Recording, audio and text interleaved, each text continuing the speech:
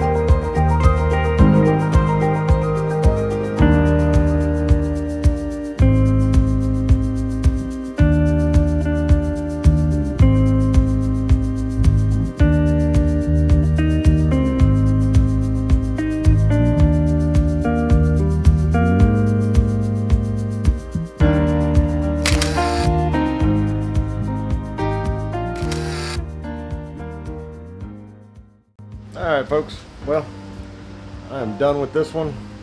I actually like the way that it turned out. Pretty cool. Added some angles to it there. Yeah, I would wear this. So, hopefully the customer likes it. And if he does, then I'll... Larry. If he does, then I'll ship it off to him. If he doesn't, then I'll throw it away and start over. So, I think I like it. I do. Anyway, you guys have a good night. Bye. One last thing. If I wasn't so tired, I would go ahead and quench Joe's knife, but I don't want to mess it up, so I will work on that tomorrow. Have a good night.